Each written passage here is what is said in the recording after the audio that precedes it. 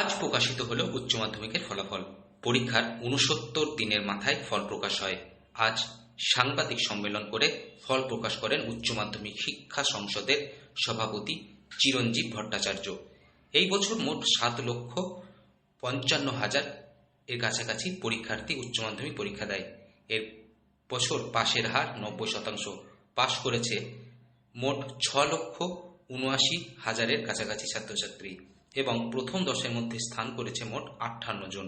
প্রথম স্থান অধিকার করেছে অমিত দাস, তার প্রাপ্ত নম্বর ৪৯৬। ১০ই মে ছাত্রছাত্রীরা মার্কশিট হাতে পাবে। আর উচ্চ মাধ্যমিকের ফল প্রকাশের দিন জয় জয়কার বীরভূমে। ৫০০-র মধ্যে ৪৯১ পেয়ে ষষ্ঠ স্থান অধিকার করেছে রামপুরহাট জিতেন্দ্রলাল বিদ্যাভবনের ছাত্র সৌম্যজিৎ নন্দী। বীরভূমের রামপুরহাট থানার অন্তর্ভুক্ত রামরামপুর শান্তিপাড়ার বাসিন্দা সৌম্যজিৎ। কত নম্বর পেয়েছো? 491। কি স্থান অধিকার করেছো? ষষ্ঠম। কোন স্কুলের ছাত্র? রামপুরহাট জিতেন্দ্রলাল বিদ্যাভবন।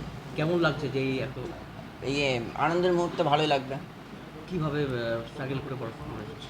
স্ট্রাগল বলতে 11-12-এর কোর্সটা অনেকটা বড় মাধ্যমিকের তুলনায়, তো সেই জন্য টাইমটা একটু বেশি লাগে। তো যতটা পেরেছি ততটা দিয়েছি সময়, মানে যতটা আমার পক্ষে সর্বোচ্চ দেওয়া যায় ততটাই সময় দিয়েছি। এই সাফল্যের পিছনে কার হাত আছে? এই সাফল্যের পিছনে সবচেয়ে বেশি আমার বাবার হাত আছে। কি হতে চাইছো হ্যাঁ? আগামী দিনে কি হতে চাইছো? আগামী দিনে ডাক্তার হওয়ার ইচ্ছা। ডাক্তার। কি ভালো লাগতো? কোন সাবজেক্টে ভালো লাগতো? আমার ফিজিক্স, কেমিস্ট্রি, ম্যাথ দিতে ভালো লাগে। কি নিয়ে পড়বে আবার? সামনে মেডিকেল নিয়ে পড়ার ইচ্ছা আছে। জয়েন্টটা বসে না, ছোট থেকেই পড়াশোনার পাশাপাশি গান বাজনা এবং খেলার প্রতি ভালোবাসা রয়েছে তার। বাবা কাঞ্চন নন্দী আয়াস উচ্চ বিদ্যালয়ের বাংলার শিক্ষক এবং মা তৃপ্তি কুণ্ডু সন্দীপুর প্রাইমারি স্কুলের শিক্ষিকা।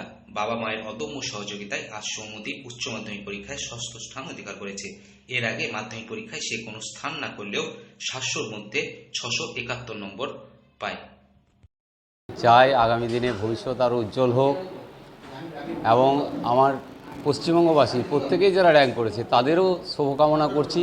তারাও যেন ভালো আরও উজ্জ্বল ভবিষ্যৎ কামনা করছি, আরও বড় হোক। এর সাথে সাথে আমার ছেলেরও আমি উজ্জ্বল ভবিষ্যৎ কামনা করছি।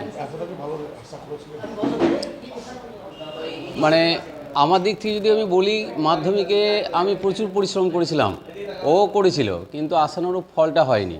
যার ফলে এবারে পরীক্ষা দেওয়ার পর আমি কিন্তু ওকেও কোনোদিন বলিনি বা আমিও মানে করিনি, ইচ্ছা প্রকাশ করিনি যে র্যাঙ্ক করবে। সে অর্থে যেহেতু করেছে অবশ্যই আমার ভালো লাগছে। সৌম্যদীপ জানায় সারাদিন তার কোনো পড়াশোনার নির্ধারিত সময় ছিল না। যখনই সময় পেত তখনই পড়াশোনা করত সৌম্যদীপ। আগামী দিনে বড় হয়ে ডাক্তার হওয়ার ইচ্ছে রয়েছে সৌম্যদীপের।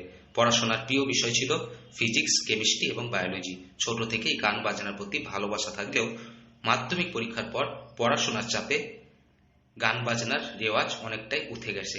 তবে বাড়ির মধ্যে খেলাধুলা করতে পছন্দ করে সে। বীরভূম থেকে সৌভিক রায় রিপোর্ট, লোকাল 18 বাংলা।